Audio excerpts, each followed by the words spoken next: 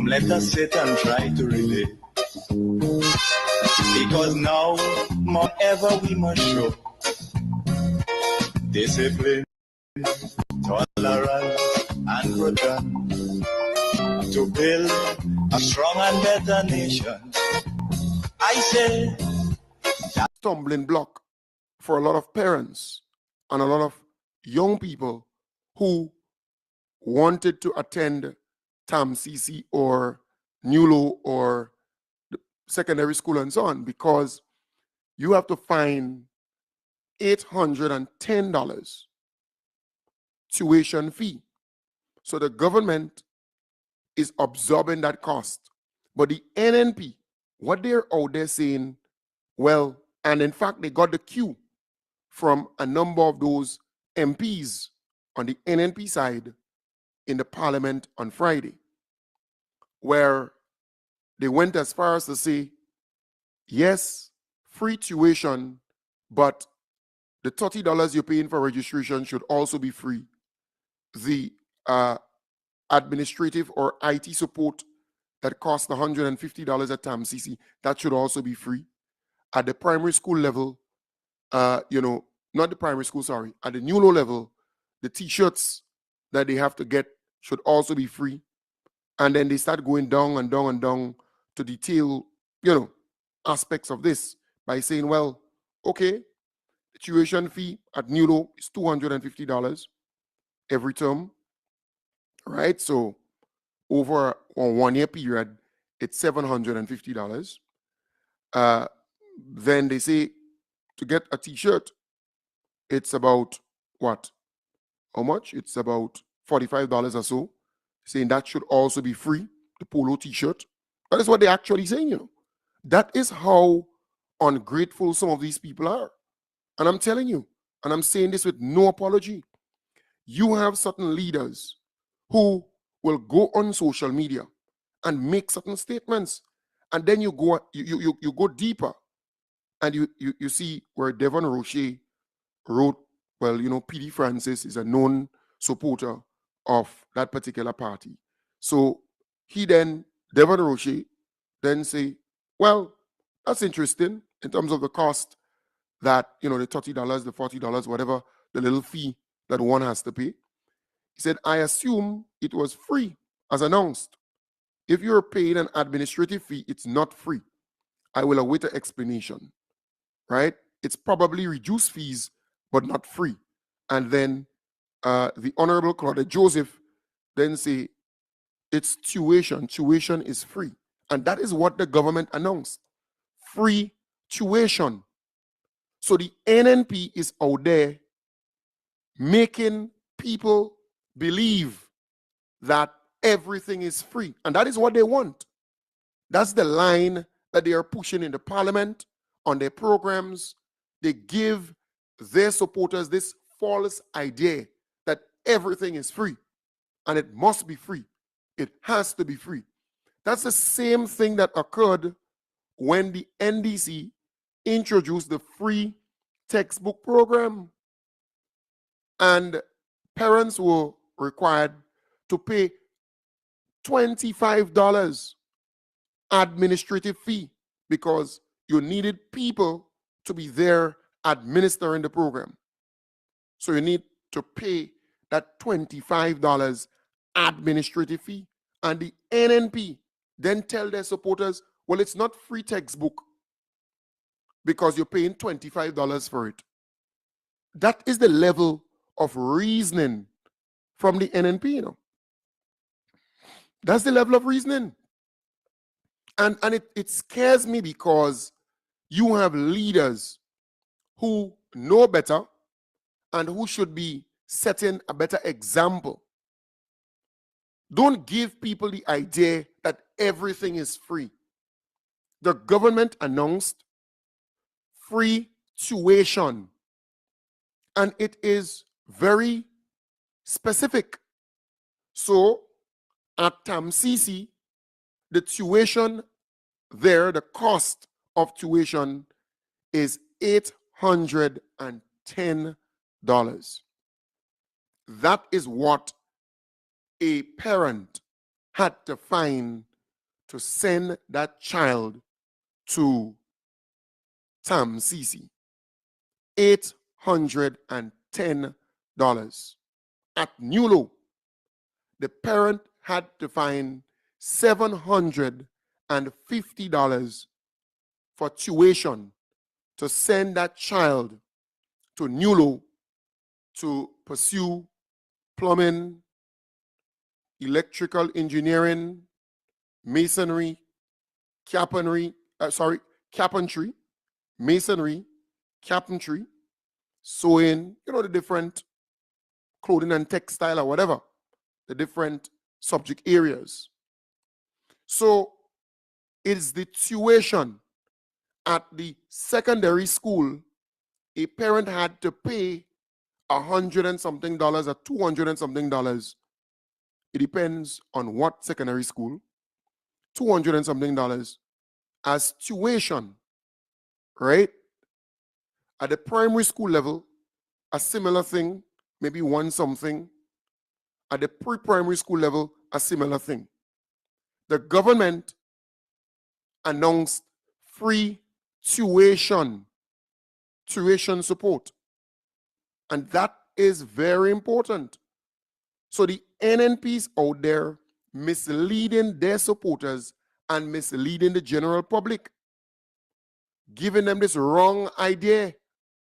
But the NNP is so accustomed to freeness, everything free. And the minute time you start giving everything free and they know they don't have to work for it or they don't have to pay a little thing towards it, then they squander it. It is clear the free textbook program, it was free textbook, but the administrative cost, $25 to administer the program, it's $25. And the NNP had a problem with that.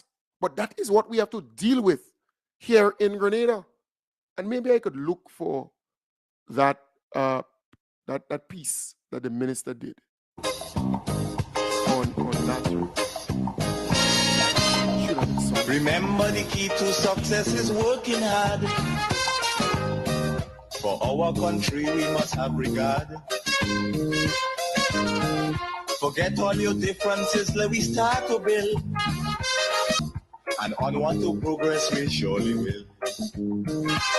Because now, more than ever, we must show discipline, tolerance, and production to build a strong and better nation. I say that is the main foundation. So come let us work hand in hand, because this is our land. Come my brother, come my sister, and let us build a nation together.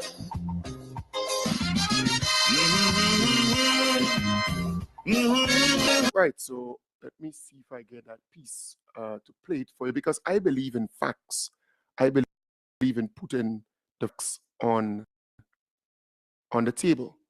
Canadian people, home and abroad, can appreciate it, because you see the NNPs out there to mislead the general public. So let me play this for you, where the minister, the Honorable David Andrew, spoke about Grenadian history back in our schools, and he also mentioned about tuition support. Three primary schools are taking the CPEA exams completely electronically.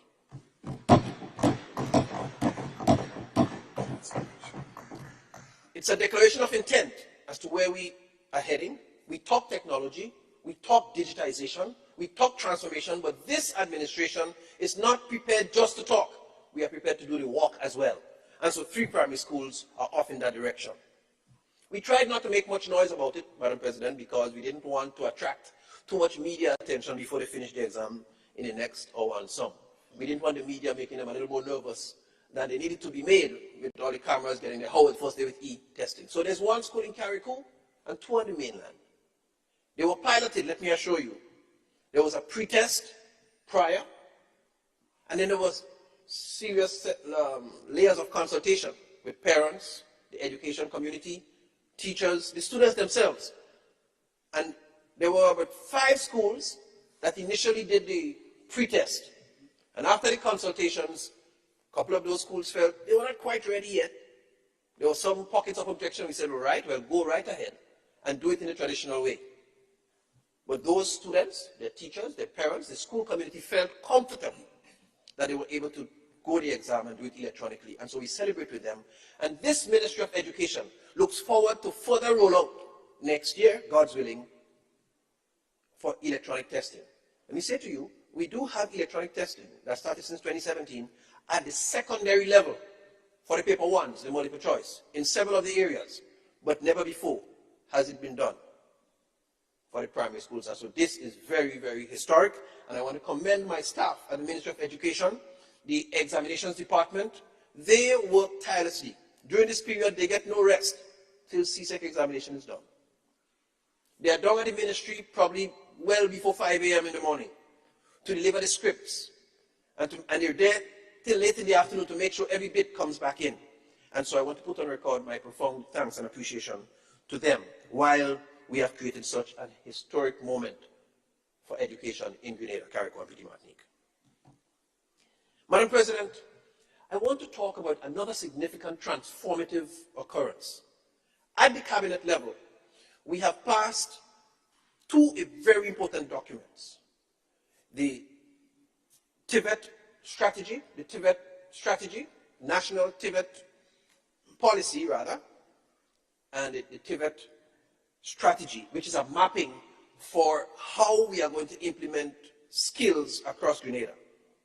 Now, this was done after serious, the TVET strategy, the TVET policy, was a document that was funded by UNESCO, World Bank, and long been prepared after several rounds of consultation, Madam President, with key stakeholders, the National Training Agency, GNAB, Workers' Federation, several other agencies, TAMCC, NULO.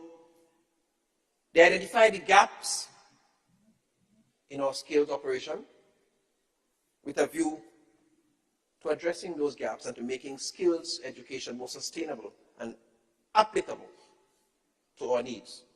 And so the second document is our rendering of a strategy, a mapping to implement and to fill those gaps and implement skills across the nation, both for students in school and for persons outside of school. And so a comprehensive 30-something page document was presented to the cabinet, which has received preliminary approval for implementation across Grenada. And it includes several key transforming elements, one of which is the reintroduction of skills in all primary schools. Madam President, I am happy to announce that next Tuesday, God's willing, should I be spared, 9th of May, we will see the official launch of the reintroduction of skills at the level of sensitization in all our primary schools across Grenada, Carriacou, and Petite Martinique. We have had the consultations with all of the schools, the teachers, the persons in the technical areas, and we are quite happy to have it reintroduced. Now, there were some elements of it happening, but not all schools were involved, only some elements. And so we are very happy to have it reintroduced that way, and we look forward to, and that's just part of it. That skills mapping has several other elements that will be implemented incrementally over the next several years. So in that plan, I can tell you, there are plans to upgrade some of our secondary schools that have strong grounding in skills, to upgrade them to be school-based centers of excellence in particular areas. So there might be 6 or so of those schools earmarked for that. There are plans to use some of these centers of excellence, and we have some structures already existing, some not being fully utilized or exploited, and so we are going to use those, some community centers. One example is the National Training Institute in, I'm not sure I can say the right word, in Snell Hall, which the former administration had going. But even that institution, we are aware a lot more can be done, and we are prepared to upgrade several of those institutions to make them indeed centers of excellence for various elements of skill. That's part of the plan. And to continue sixth form in some schools, the centers of excellence, and to use them both for persons in school and out of school. And there are several other things. But most importantly, tomorrow, on Tuesday 9th, we are going to launch that reintroduction in primary school. So I pass on that one. I can also say to you that part of that Tibet strategy seeks to make investment in our tertiary level institutions, NULO, TAMCC, to increase their capacity to house students. Because we are putting things in place to do two things. One, to legislate that education be made mandatory till age 18. Madam President, this is also going to be transformative. When I walk through the communities, we meet several youngsters, 16, 17, 18, 19, and they say to you, I want to work. And my next question, what's your skill set? What's your area of skill? What's your area of expertise? And 9 out of 10 times they tell me, well, anything. I could do anything. And I say to them, that's my problem. Because when my car breaks down, I don't want somebody who can do anything. I need an auto mechanic. I said, when I have an electrical problem at my house, I don't want somebody who can do anything. I need an electrician. And when there's a broken main in the walls that see water running through my home or somewhere, I don't need somebody who can do anything. I need a plumber. And so we are determined to close that gap by providing an additional 2 years of opportunity for young persons to get skilled. Rather than leaving school at 16, 15, turning 16, 16, and us going on the breadline and saying, I want to work, and creating further problem for programs like the Imani program, we are going to give them these additional 2 years, mandatorily. That's currently being looked into, to give them that opportunity to get further skill to address many of the skills gaps. That's in the skills strategy that we have too. And to make that easier, we are already doing the preparatory work to make sure that TAMCC tuition fees are no longer something that our students and their parents will have to find come September 2022. Give some people up for that. 2023, yeah. So while we're going to mandate it, we are going to say it becomes easier for you to access it. SDG 4, ready access, free access to education. And we want to make sure that happens. So my staff, they're working currently to do all the behind the scene numerical figures and calculations with TAMCC, setting up a framework to ensure that who registers and who duly gets into coming out of secondary school, that we have a mechanism to do the transfer of payments and all of that. I'm excited, Madam President, of the transformation that these transforming things are going to have on our education system. Right. So you heard there it's the tuition fee, right? Free tuition, making access, so free access to schools. So you're getting free access so you can go to school, but free tuition support, free tuition. And that is the point I really wanted to bring home, because the minister said it himself. Free tuition at NULO and at TAMCC. Free access. So not because you have to pay registration of $30 or buy 4 t-shirts or 3 t-shirts at $45 a one, it means that, you know, it's not free. Come on, I mean, there are leaders who are causing a lot of people to go down a rat hole, if you ask me. So here you have a pastor posting stuff and giving the impression that, look, did government announce it's free education for all, free, and you don't have to pay anything? No, the government did not announce that, right? But the pastor is giving the impression that, look, it's free.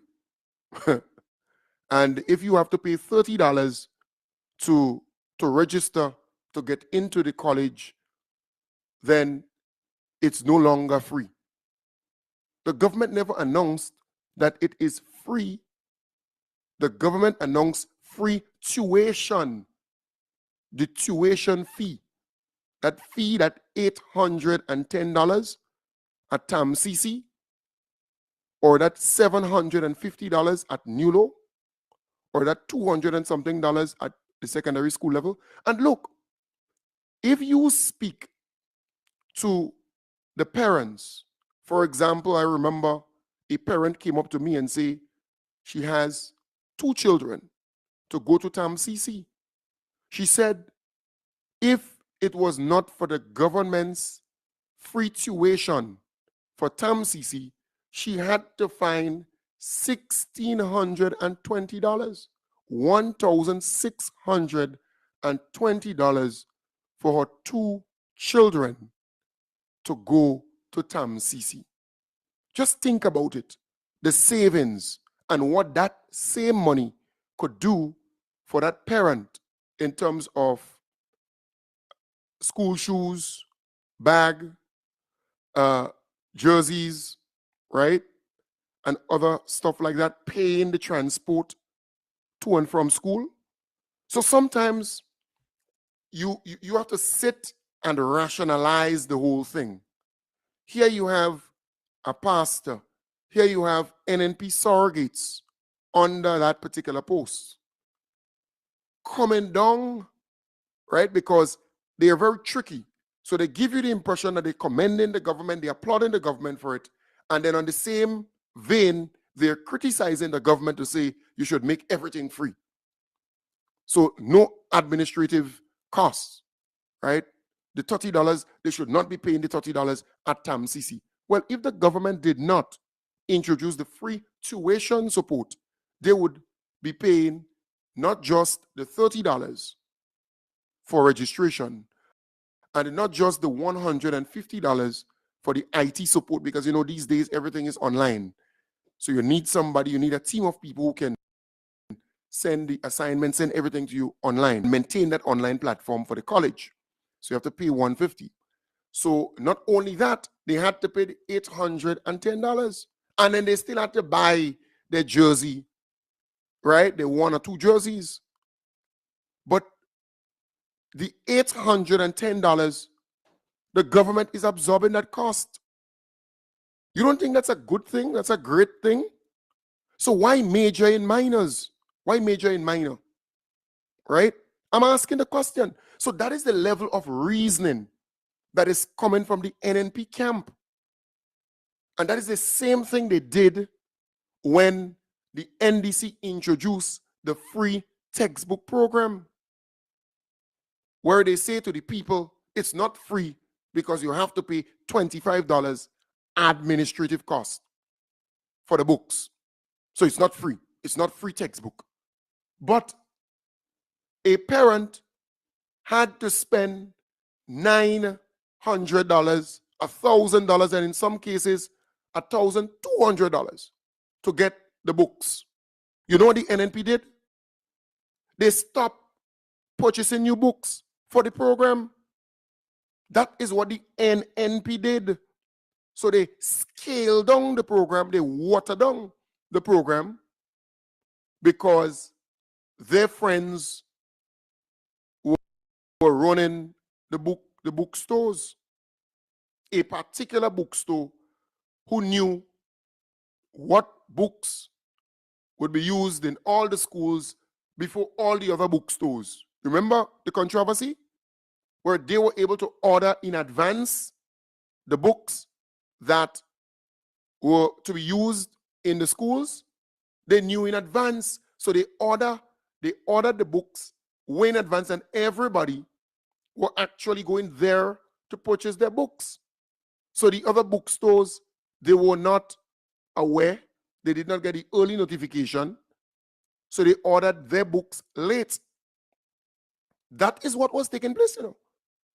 They scaled under the NNP administration during that time. They scaled down that program. They watered it down. But the NNP never appreciates education. They never see education as important. And that is why their surrogates, their supporters, and I'm talking about leaders, leaders, community leaders, pastors who support the NNP, they're out there still spreading misinformation. And in some instances, they try to confuse the minds of our people. How can anybody attend a church with such a person preaching? How can anybody believe that person, whatever he or she has to say? When you should be a better example to say to your followers, to say to the people who listen to you, right? It's a good thing to go to school.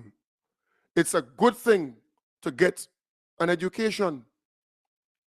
It's a very good thing. You boast of being, master's degree qualified, right? As an economist, right? What's about the other people? It's a good thing to get an education. And the government is doing a lot to make sure that you go to school and to make sure that you get an education. The government not only remove the tuition cost, but they're giving school uniform and school supplies to students so that they can attend school. So we have to be real, Don't expect everything to be free. That's a dangerous, dangerous precedence that you're setting for your supporters and for the people who are following you. The NNP needs to break away from that mindset where everything needs to be free. I listened to a member of parliament on the opposition side. In fact, I said to a friend she should be in jail for that particular, program that they were getting hundreds of thousands of dollars for. And really and truly, what really were they doing? But you heard well, government has free tuition, so parents don't have to pay that money, but they still have to pay the $30 registration. The government should also make that free, absorb that cost. And she went on to say, well, they have to pay $150 for IT support and administrative support and so on, a cost. They should make that also free. She said, while you're at it, let's look at NULO, the jerseys. That should also be free. Government should pay for that. But I am saying, well, then ask the government to pay for everything. Pay for the bus to take them from home to school and back. The government should pay for the school bag too. And the books and the equipment or anything that they have to use towards any course or any subject area. The government should buy their shoes too and buy their lunch and their break. It's ridiculous. But you see, the NDC is doing such a remarkable job that people get in this impression that everything needs to be free because the NNP was in power for 23 years and a half. They refused to pay public officers who retired their pension and their gratuity. And they made the Grenadian people believe that if they paid these people their gratuity and their pension, the economy will collapse and every Grenadian would bite the dust. The NDC came into power and within months, they were able to pay the retired teachers and public officers, police officers, nurses, $75.1 million. Their retroactive pension and gratuity. Lest we forget that, you know. So the NNP is getting this whole mindset that we print in money, we have money. You understand the point? Yeah. Don't underestimate that, you know. That is what they're actually doing. They're giving people the impression that we have oil and gas and we print in money. Then they saw the NDC paid the doc salaries that the NNP took from the salaries of hardworking teachers, $1.2 million. So they're giving their supporters the idea that NDC has money and they could give you everything free. Then they saw the increase for public officers, teachers, police officers, and so on. The 13% increase. So there is this whole belief that we print in money, we have a lot of money. In fact, the same member of parliament who on Friday bumping her gum said, well, she's certain because she knows the Citizenship by Investment program brought in way more money than expected or than projected. She went on to make reference to the $7 million that must be allocated for the 50th year of our independence. She said, out of that, take $2 million and put it towards NULO, TAM-CC, so no one will pay for anything. But when the NNP, they did not have the foresight, they did not have the vision to remove the tuition cost or the tuition fee from TAM-CC, from NULO, and from the different schools. They never had that vision. No. They never had the vision to introduce grade in our schools. They never had the vision to introduce the technical and vocational education in the primary and secondary schools. They never had the vision to do it. The NNP is good at criticizing. The NNP is good at misinforming the public. But it scares me because you have leaders, church leaders, you have community leaders who should know better, whose reasoning should be way above some of the ordinary people. Because as a church leader, you should be endowed with wisdom, knowledge, and understanding. You should have that in you. That's a blessing that comes from God. So when you speak, we should be able to learn from you. But to say, well, if people or if students have to pay $30 registration, then it's not free. And if they have to pay $150 for the internet or ICT support at the college, then it's not free.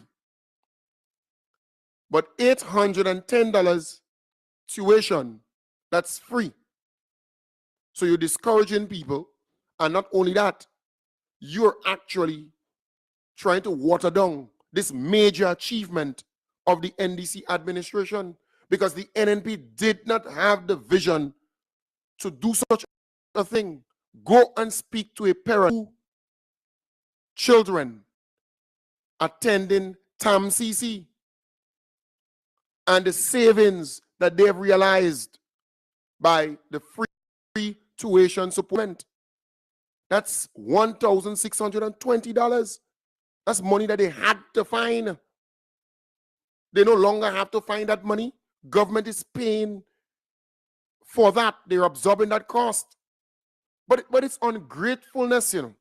It sickens me to the core that you have NNP supporters out there who actually do not appreciate what the government has done with the free tuition support.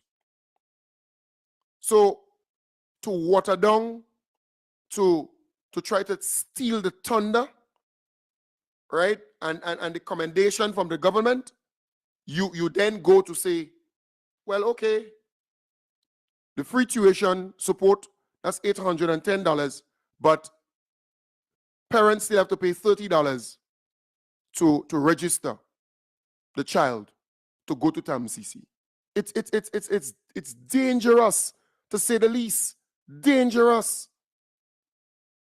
But that is the Grenada that we found. Those NNP supporters. Look, a lot of these people, they have been brainwashed or brain dead or just can't reason. They're illogical, and it's tough. Their mind is whap. It's dangerous. So here we are fighting to transform our country, to develop our country holistically, and you have those forces who will major in minor things, who will, instead of highlighting this major achievement of free tuition for TAMCC, for NULO, for secondary, for primary, for pre-primary, instead of highlighting that, they then will focus on the $30 the students have to pay to register to go into the classroom or to go into college or to be administered, to be accepted in the college. That is what we are dealing with in Grenada. And these people, they have popular platforms. They have people looking up to them, people who following them. But that is what we have to deal with on a daily basis. They came out and they spread lies about this LGBTQ teaching, and where they made the false claim that government wants to change the curriculum or introduce this teaching in the schools. Good morning. Good morning. Hey, good morning. How you doing? They are just trying to tell you when you go all over and ask for haircut, you get it. It's a similar haircut the government giving the parents today, and they should appreciate it because they're taking out a whole $800. You can't find a little rest to buy a little socks and pay a little school, the bus fare for your school, for the school children, for your own children. Kit Mitchell and them is a wicked, wicked, wicked man. He wants haircut, haircut good. But it's the parents getting their little haircut now. All of them going around and saying you're free, so you don't have to pay nothing. But they send them in the school dirty. Bye-bye. All right. Well, look, I don't believe it's Keith Mitchell, but I think that there is a need for leadership from Keith Mitchell and those within that party to underscore, to highlight the importance of education and this major achievement of the government to help the parents. Because if you speak to parents who are serious about the education of their children, they are appreciative, they are extremely happy to know that they don't have to find that $810 to send a child to TAMCC. And some of them have 2 children going to TAMCC. And in some instances, 3. There are parents with 3 children attending TAMCC. And in some cases, you have 2 or 1. So if you speak to the parents, they will tell you how appreciative they are for this great help from government. Because the government not only absorbing the cost for tuition, but they did not abandon the school uniform and school supplies program.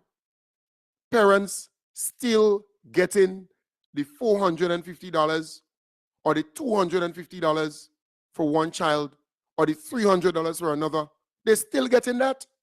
And remember, it's from pre-primary, go all the way up to tertiary. So they're still getting that type of support. So look, I am urging our people, Grenadians, you need to be grateful. Ungratefulness is a dangerous thing, you know. But you know what scares me the most? Come the next election, the people who are getting these assistance and support from the NDC administration and their NNP, they remain in NNP, you know. That not causing them to change, you know. I'm telling you, it's a pity I didn't ask my good partner Kim the King for extra 5 or 10 minutes. But we will continue that conversation tonight. I am saying to you that these same people, the function and the gratuity and the NNP, they still remain in NNP. One or two of them might change, but they still remain in NNP. Those who got their doc salaries back and the NNP, they teaching, they public servers, they still remain in NNP. A lot of them. One or two might change, you know. They just got 13% increase on their salaries for the next 3 years. 4%, 4%, 5%. Some of them who are NNP, they still remain in NNP. The government doing so much in terms of the free tuition support and all the different things. That's not moving them. It's not moving them. Don't matter what the NDC does for the Grenadian people, those NNP supporters, they will forever remain NNP. One or two might change. Don't get me wrong. 2%, 3% might change. But generally speaking, those NNP supporters will remain NNP. And that is why it is important for the NDC to understand they need to focus on their supporters too, in a very direct and serious way, to make sure that their supporters are happy and that their supporters receive assistance from these different initiatives. It's important because you need your supporters when the election time comes around, because the NNP supporters, they're going to vote for NNP, even if they get all the benefits. Even if they get the bags, they get the books, even if they get tuition support, even if they get pension, gratuity, even if they get, material assistance, they under the poor relief assistance, they get all of those things, the money and time and everything, they're still going out and support their party because they've always put party before country, the NNP. They've always done that. And that is why I am warning the NDC. Focus on your supporters. Focus on your supporters a little more. Focus on your supporters a little more and target those benefits, those programs, those initiatives to your supporters directly so that they can feel it, so that they can say, yes, I receive material assistance from my party and government. I receive the poor relief assistance from my party and government. I got a contract to do the debushing program for my party and government. I benefit from the tuition, the free tuition support. The school uniform and school supplies program. Yes, I benefited from that. Right? The WASH program. Yes, I benefited from that. And the other initiatives, the farm labor program. Let those NDC farmers say, yes, I benefited from that. Right? the other initiatives, the training and all those different things. Let them say that. You have to target them. The the CES program, for example, where a lot of those NNP dominated that program. That should never have happened or have happened. That should never take place. It should have been a different operation. And I hold that today, that position, where it should have been a 30-70 in terms of percentage. You make sure that 7 out of your people get the assistance and 3 from the other side. I hold that firmly.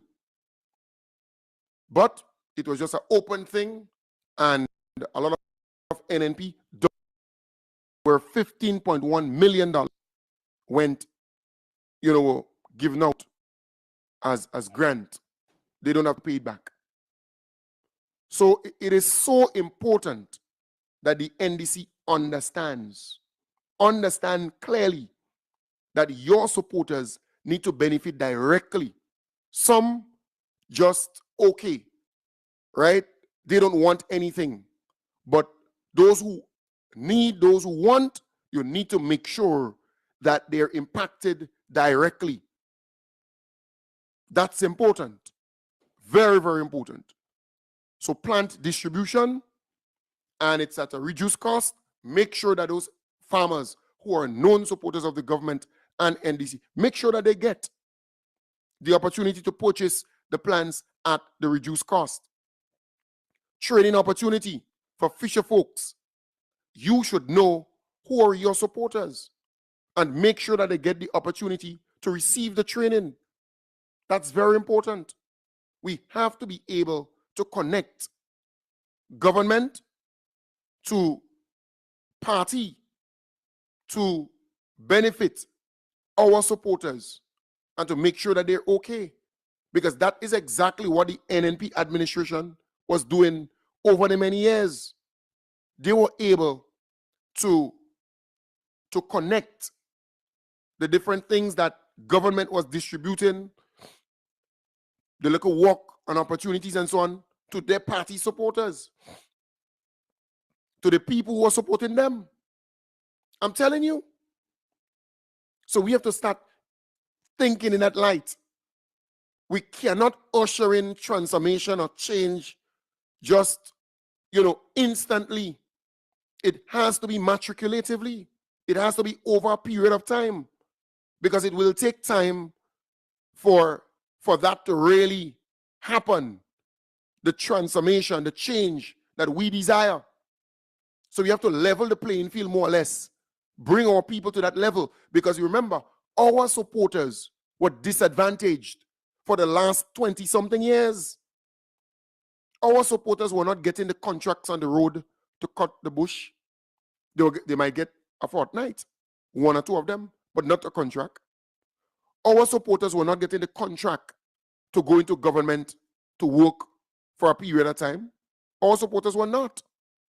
Our supporters were not getting the material assistance. When they apply, they had to apply 15 times. So they might give 1 or 2, but generally speaking, it's the NNP people who are benefiting from that program. Our supporters were not benefiting from the promotion within the Royal Grenadier Police Force for the many promotions that passed under the NNP. No, they were given the NNP supporters who are police officers, and even in the prison, same thing. Once they deem that you are a supporter of them, then you're able to get that promotion, not on the basis of merit or anything of that sort. So our people were disadvantaged. All the different programs, right? All the different programs that were rolled out under the NNP time, the farm labor program, the this, the that. Our supporters were disadvantaged. They were not given a fair chance nowhere for 20-something years. So how then can we just roll out the transformation in such a way that it's a level playing field now? And it's merit, and it's that, and it's that. But our people have been disadvantaged for so many years. You have to bring them up to that level playing field with everybody else. Give them the support, give them the assistance required to bring them up to that level. You can't expect them now to just reach to the level when 3 promotions they never got, they never received. When they're supposed to be sergeant or inspector, they're now corporal, right? And you're saying it's a level playing field now.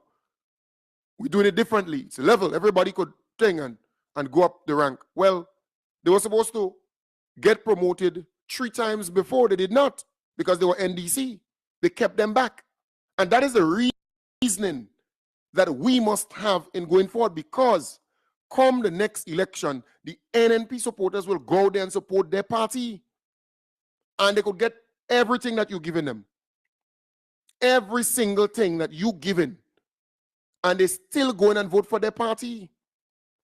But you must ensure that the supporters of the NDC, that they're excited, fired up, and ready to go to support you and to vote for you because they benefited directly or indirectly. That they can say that my came to power and my life changed for the better. Because I remember vividly under the NNP, when there's a project, let's say BNTF or government, the people who are getting the contract were certainly NNP supporters, getting the special projects, getting the everything. You couldn't see an NDC person getting anything under them. No matter what, when that used to happen, that couldn't happen. So let us not pretend or play naive, or play self-righteous to say that everything now is balanced, right? And we have to do it based on merit, and we have ushering governance where we all are equals. No. Those NNP supporters will get all that you're given, and they will still go and vote for their party. They don't care about country. They're concerned about their party. And that's the fact. And you're seeing it right now before your very eyes. The government is doing so much for everybody. Right? And it reminds me of Uncle Tilly days, when Tillman Thomas came on stream and said, look, let the institutions function. Let them be independent of. We're not going to, intervene, and you understand the point. Just do your work. And you can go on and on with that same thing. And what happened? Those NNP folks within those different departments and ministries, they were looking out for the NNP people, even under NDC time. And the NDC supporters were not feeling government or their party working in their best interest. And as a result, they stayed home. They did not go out and vote. And NDC lost all the seats. All from 11. They lost all 11. And NNP won all 15. It was not because NNP was the better party or NNP did anything extra. It was because NDC at the time forget their people, forget their supporters. So don't believe that your supporters don't want certain things from you, that there is this idea that only when the NNP in power, the NNP supporters want certain things, because the NNP supporters, they are poor and vulnerable and they're in need, and the NDC now, you have this mindset. NDC supporters, they have already, they're independent, they're okay, they don't want anything from you. You're joking. You're making a mistake. We have NDC supporters who are in need, who are in genuine need of assistance in different areas. So you have to make sure that you use government to reach these people with the benefits, with the assistance. Because you have to make sure that your supporters are extremely happy. Please, because right now, government is performing well. The NDC administration is performing well where the government is concerned. But can we say the same thing in terms of the marriage between government and party and our supporters? Have we done a poll to assess whether our supporters are pleased with what's taking place? We need to do that. It has to be scientific. Have we done that? In the different constituencies, have we identified our supporters and go back to them to find out whether or not they're happy with the performance of the government after 1 year, and some months? Because where I see it, government is performing well. But when you go and speak to a party person or a foot soldier or a supporter of the NDC, they have something totally different to say now. They have something totally different to say to you. So there is this disconnect. And that's a similar feel from 2008 to 2013. You have to look for your people directly. If a position comes up within the ministry, don't try to play Mr. Fair and Miss Fair and Miss Nice and his merit and his this and his that. That will cause you to lose a whole government. You have to look for your people first and foremost. And that is why during the carnival time, when I heard about this one and that one being a part of this carnival committee, this Queen show and this that show, I call for the head. I call for the head. Those NNP folks, I call for the head. Who resign and who this and who that. Let them talk. So what? You look for your people. We have competent people who could do the work. Give our people the work and the opportunity too. We have to level the playing field, you know. You know, they criticize Uncle Tilly for using the term restorative justice. Well, hello, let me use it. There is a need for restorative justice in this country. Our supporters have been disadvantaged for too long and have been left out of that table, that dining table, that breakfast table, right? That lunch table, that supper table. And it reminds me of slavery time, where you had a lot of the hard workers in the field, slaves, having to stay out and look at the people dining, eating, drinking from their labor, right? That is exactly what it reminds me of. I am simply saying that our supporters need to feel the benefits directly. In some instances, indirectly, but directly. And that's very important. The government is performing well, excellently, but we cannot forget history. We have to be able to connect. You see, I'm a student of history. I can go back to 1999 election of NNP. In fact, I spoke at the stadium, the Den Stadium, as the youngest person, the youth person to speak at that rally in 1999 when NNP won all 15 seats. So I was around long, and I know about the politics. So some people believe that they're academically this and academically that. They know nothing about the politics and how to win. I have been around for quite a while, and I experienced NNP and I experienced NDC. And I could tell you, and I'm talking about NNP from 1999.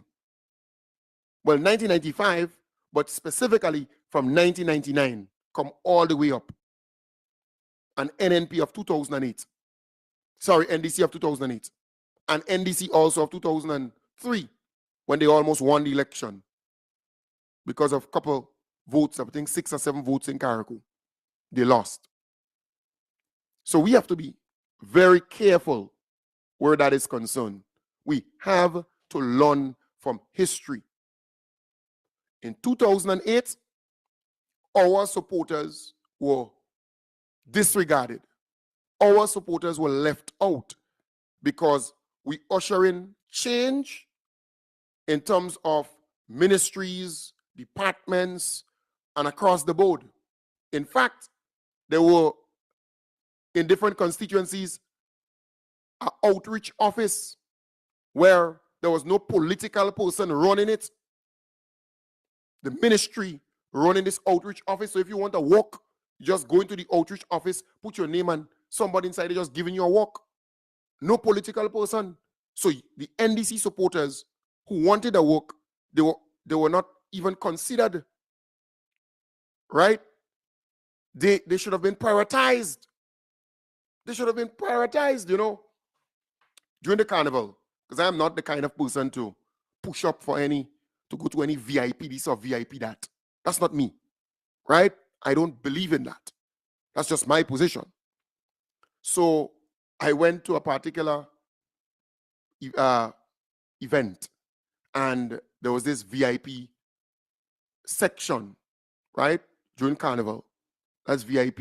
And I'm talking about road events. I'm not talking about some indoor thing.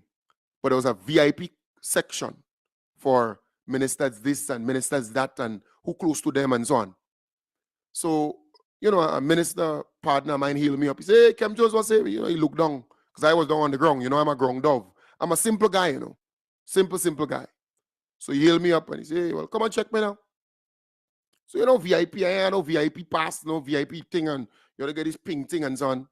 And you have 2 police officers at the door, at the step way and so on. So I said, well, okay, you call me, let me come up and give you a bounce and give you a chill and go back down. Well, when I reached this, well, Kem Jones, your name not on the list, right? Your name not on the list, and you're not a VIP, right? To be up on the list, up to be on this upper flow.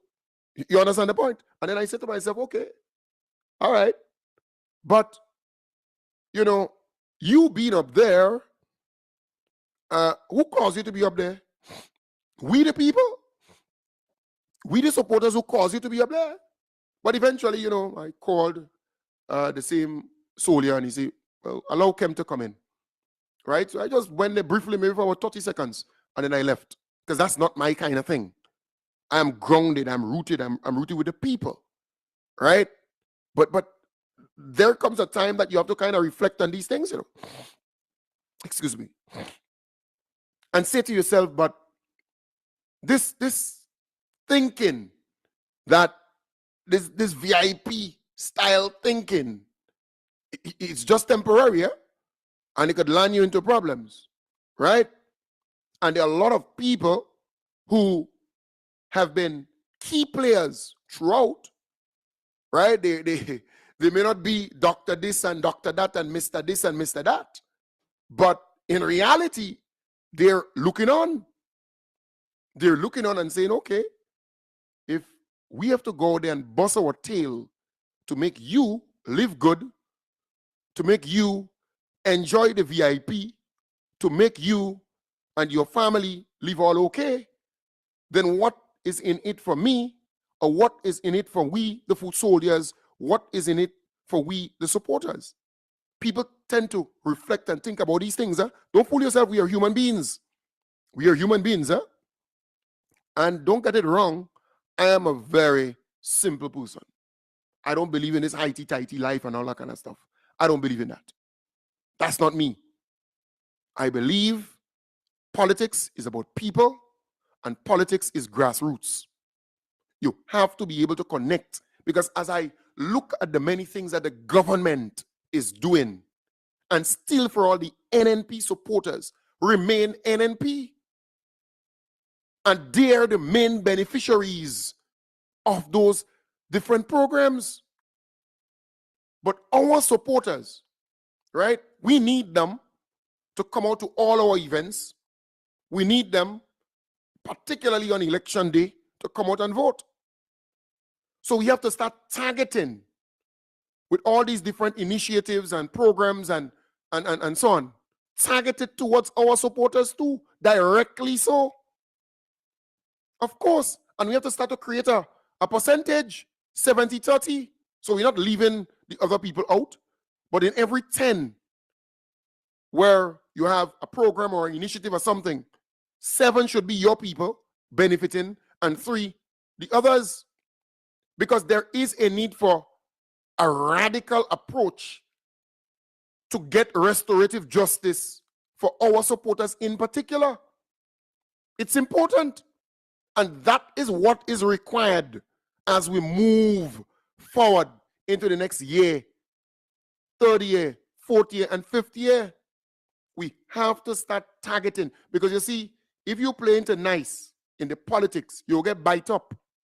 The minute time you're playing too nice and trying to be fair and trying to be, you'll get bite up because your supporters are not duns. The NDC supporters are pretty much educated. They can reason. They're analytical. They could think. They're independent somewhat. So you're dealing with a people who are far more knowledge based. Don't play with that, you know. The reason why this program, the program that I do, is still very popular, and the base of the NDC continues to listen to this program every morning and every night. And those in the diaspora listen to this program religiously. In fact, yesterday, Andy Williams, the Honorable Andy Williams, is out there in Canada. He called me via video because the people in Canada where he was, they asking about Kem Jones, right? So he, being the typical politician, my good partner, called me on video and had me speak to a lot of them, right?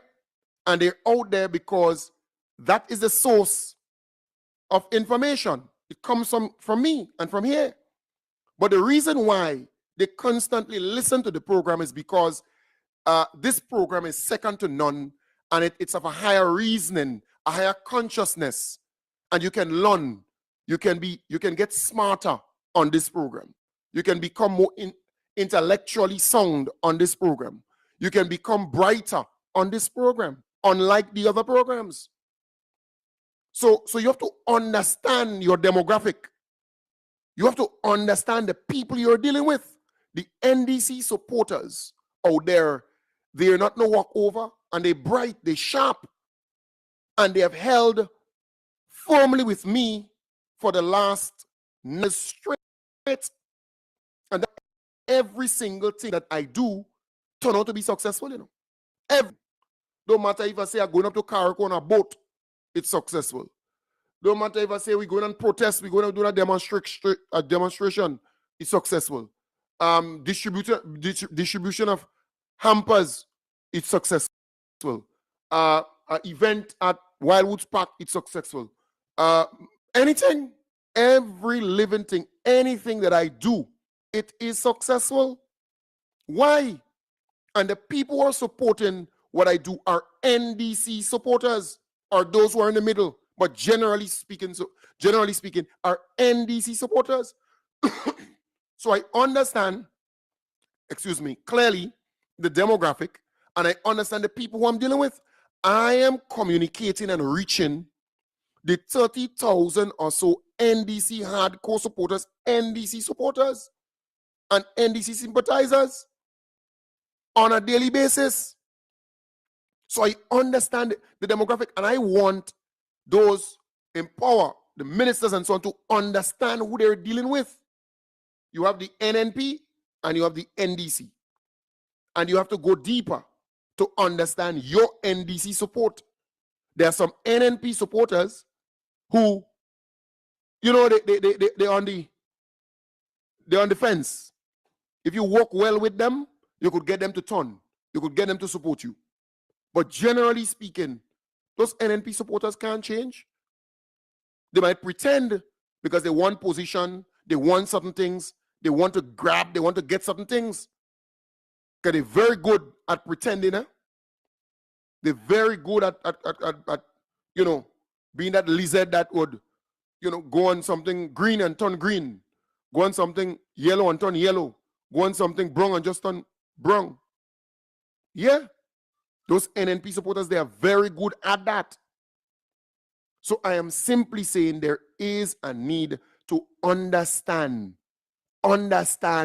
your supporters, and make sure, do not for 1 minute believe that your supporters don't need anything. Because there is this mindset, there's this notion out there that the only set of people who need are NNP supporters, because they are known to be needy and they are known to be grabby, and greedy. Right? Don't make that mistake. You must understand that you have NDC supporters who are in need also. I get calls on a regular basis from NDC supporters who are in need for road work, need of material assistance, need of a promotion within the police force or the prison, need of a piece of road in the community that needs to be fixed or drained, need some job, some opportunity. Don't get confused. Folks, don't get confused. There is this notion, and we have to break that. There is this belief that the NDC supporters, they don't need anything. But there are a lot of NDC supporters who need, and that's a conversation that we must continue, you know. That conversation, that this mindset that our supporters don't need anything, so we're good to go. So all the people who are benefiting is just NNP. We got to change that mindset forthwith, immediately. We have to look for our supporters and our people. Don't try to be too nice. And that is why after the election of 2008-2013, when NDC lost the election, do you know the majority of those who were ministers in government, they couldn't go to nobody and ask them for nothing, to support nothing that they're doing in the constituency? Friends, they had nobody that they could do and say, well, look, I want to distribute some school book supply and so on, bags and stationery stuff and so on. I want you to, you know, give me some support because when I was in government, you know, I never turned back on you. I never, you know. And the person will say, come quickly. Look at $10,000, buy some bags, buy some school supplies, and, you know, join in with what you have. Those NDC ministers and so on, well, they were past ministers and so on, and senior people within the NDC, they couldn't go to nobody and ask them for nothing because they never build a relationship with their supporters in the business community, right? And generally, you have to start identifying your supporters within the business community and how you can support them to make sure that they're successful. So if you're not there today or tomorrow, you can approach them and they will gladly assist you. Don't fool yourself. Look at what's happening now with the NNP. They're out of power and they could still go to certain business community, business people and so on, and get them to support them with all kind of different initiatives. I'm telling you. Why? Because they look for their people when they're in power, in the business community, in the religious community, in the public service, in everything. Don't fool yourself. Don't fool yourself. I was able for 9 years to do this program, right, with the assistance of NDC supporters or people who are anti-government, anti-NNP, right? The anti-NNP, where they were supporting this program and they still support this program up to this day, right? Consistently so, every month. And when the COVID strike, those NDC candidates and other people, they were not able to pull the kind of food hampers and support like I was able to do. They were not. I mean, over time, you know, I gave people that inner strength and courage so that they were able to understand the whole thing. But what I was able to get from people, they were not able to do it. When I did that protest, I remember some years ago, I was able to get how much bus? It was what, 20 or 30, how much buses? A lot of buses to mobilize and organize people to come down and do the protest and the demonstration and so on. You remember that? When NDC tried it, very few people show up, you know.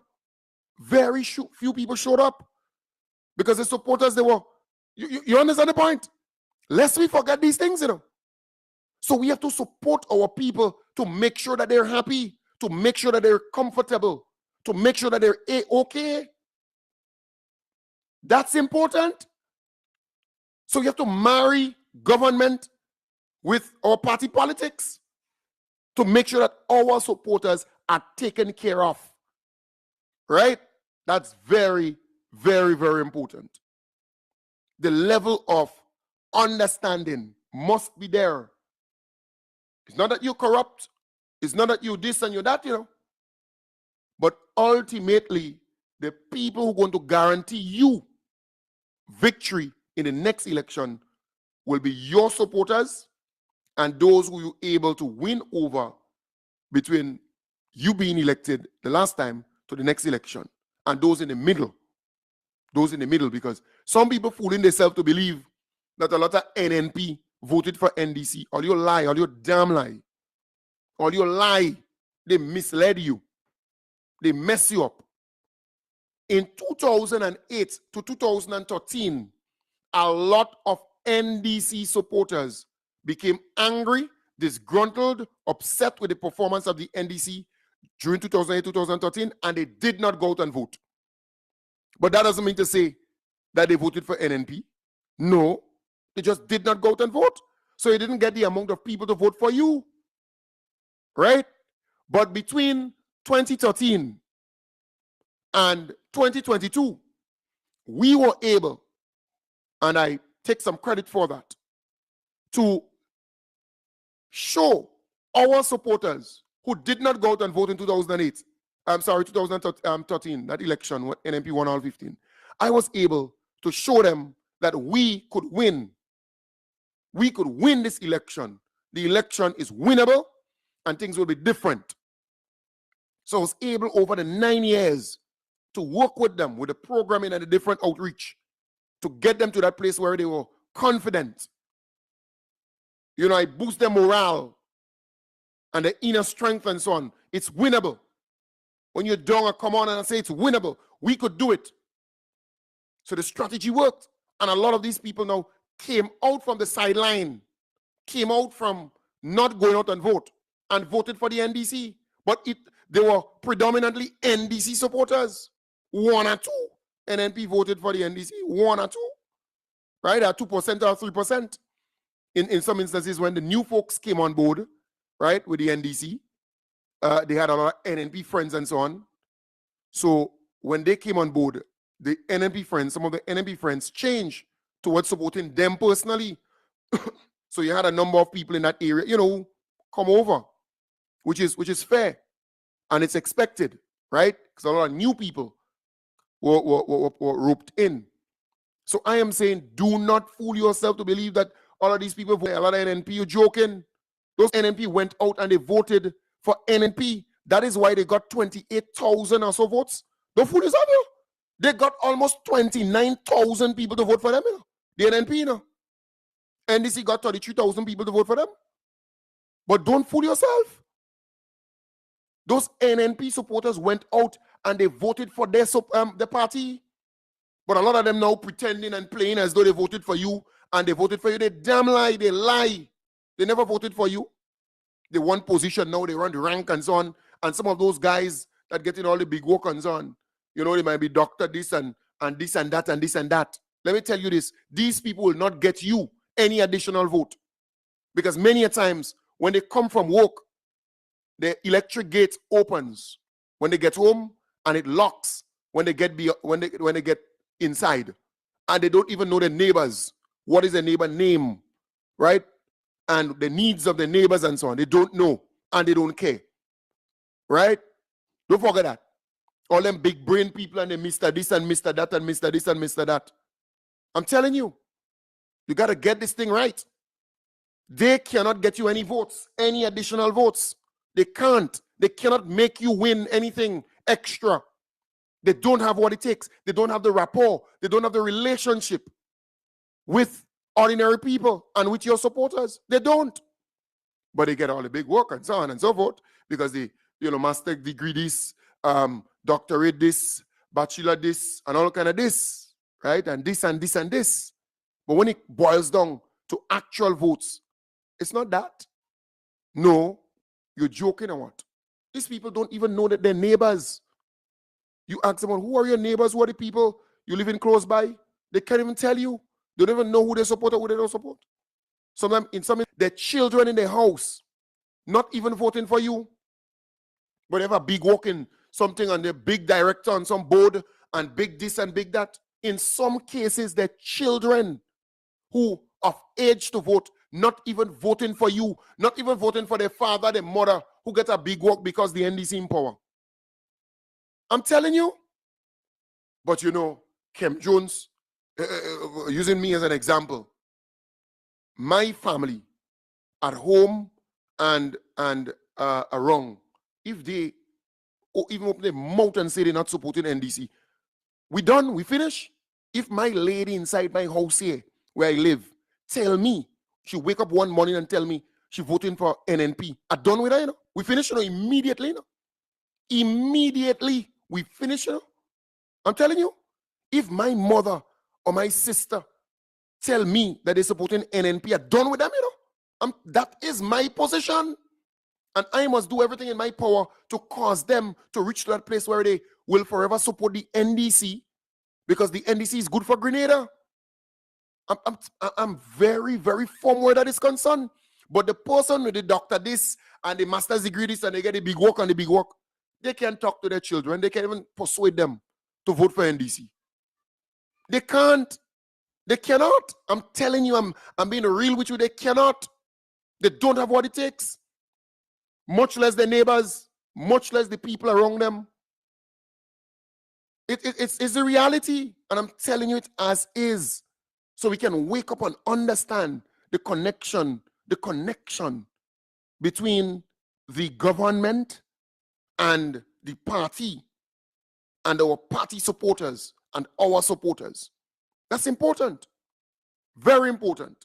So we could easily get carried away, you know, because you see them guys and them who, because look, for example, I'm out here and you're out there fighting the fight morning, night, every day.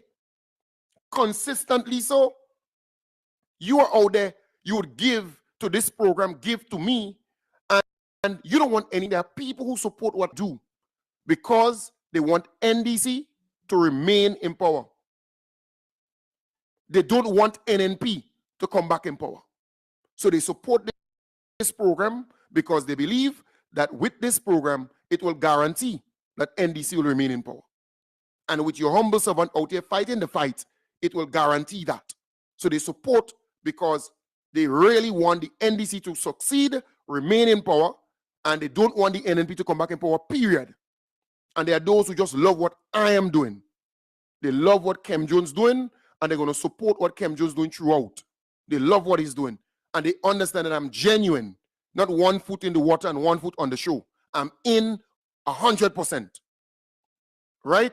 So there are people like that who are out there, they just love that young man. They love the fact that he's bold enough to come out and explain these things. He's able to articulate right and get it to the point. They're learning. There are people like that.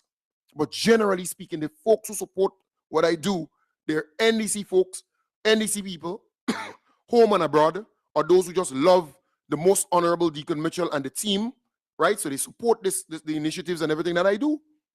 And they want the government to succeed. And that is important.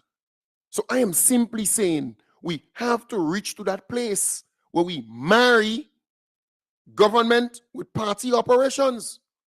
You know, I never forget when NNP was in power.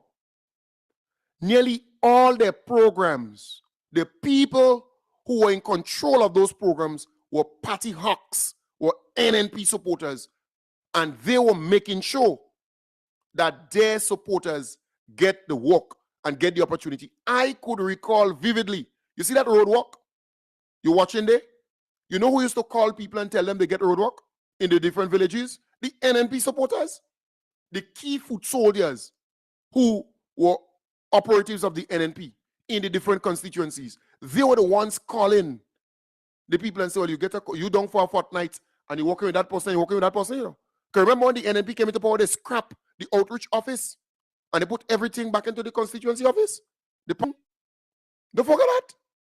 The people who are in charge of the housing program or the housing brigade and all these different things, NNP, the folks who are in charge of the farm labor program, NNP, even the seed program, the seed program from the ministry point of view go all down in the different constituencies. Who are in charge? Key NNP operatives, the majority of them, key NNP operatives, to make sure that their people get and make sure that there are people in place. And any initiative, any program, NNP, that is what they make sure. They put their people there. That's the politics. Right? That's something that we need to take note of. We need to take note of that. When the hotels and them come here to develop and build and so on, the people who are associated with those developers or NNP people, they make sure they put their people. In fact, there was one who came from being a mechanica, to some big boy with the Chinese and big boy with this project. And big, when you ask the guy, you say, well, where you get that skill set from? All of a sudden on the NNP, you know, they make sure that he was placed there, key man in all the different projects. They make sure that their people were positioned with those different projects and so on. Because when they need a carpenter or a mason, or they need that, they get in their people. I mean, you may say, well, we don't want Grenada to be like that.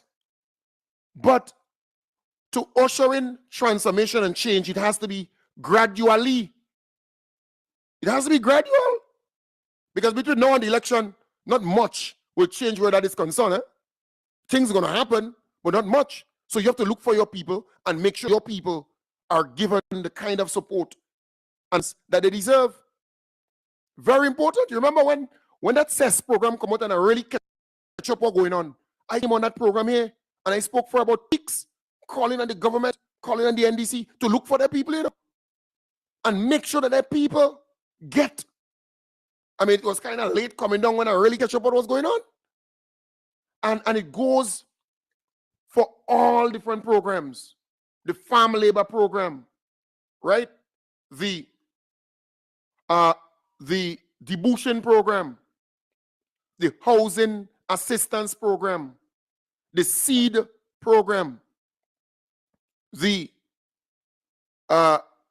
wash program where you're building bathrooms and so on, the school uniform and school supplies program,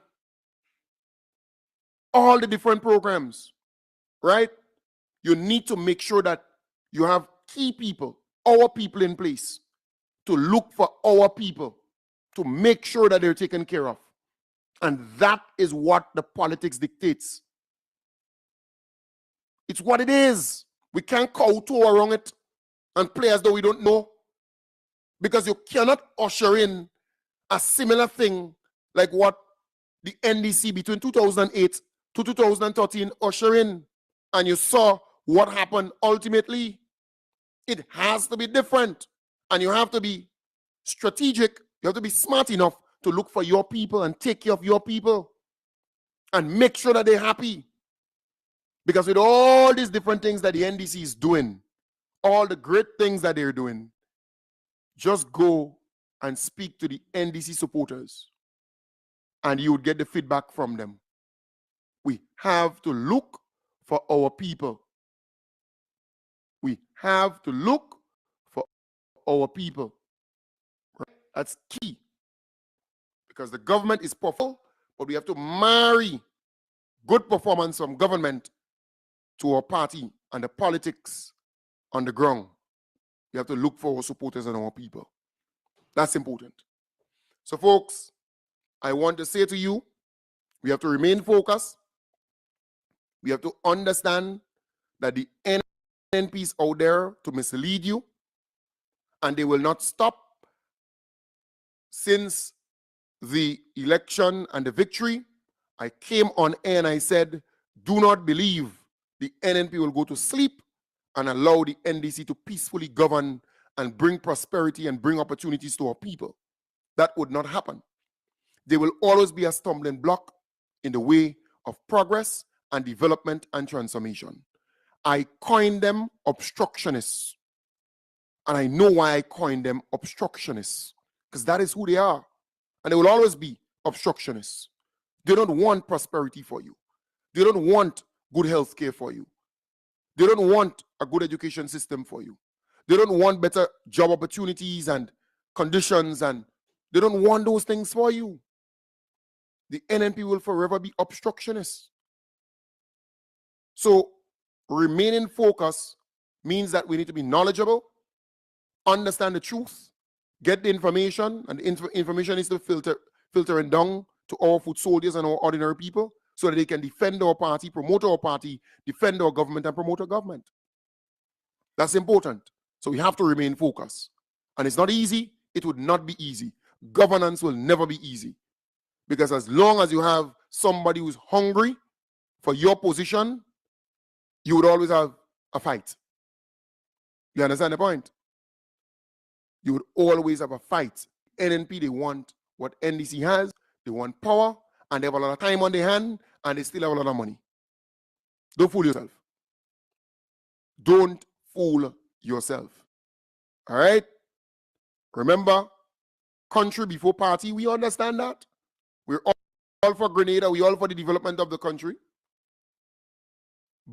But we need to marry the performance of government with our party politics and the grassroots to make sure that our people are okay. I want to wish you all the best. Have a wonderful, wonderful day. Take good care. I'll be back with you tonight, God's willing, from 8 in the p.m. until 9. 1 hour in the morning, 1 during the night. This morning, I'm going kind of a little over because we're going on to 2 hours for this morning. But sometimes it's like that because giving you that information is important to me. And what keeps me coming on every morning, coming on every night, is because I want the NDC to succeed. I want the NDC to break that curse of 1 term and make 3 terms straight to seriously transform Grenada, Carriacou, and Petit Martinique. That's important.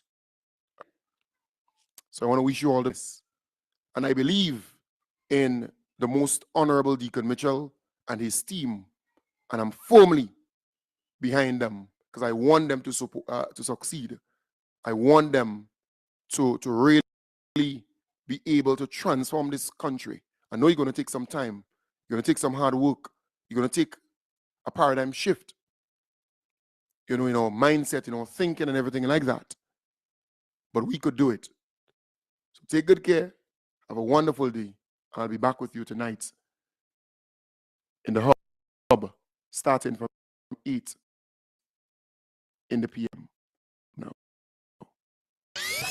Was a program of the host radio.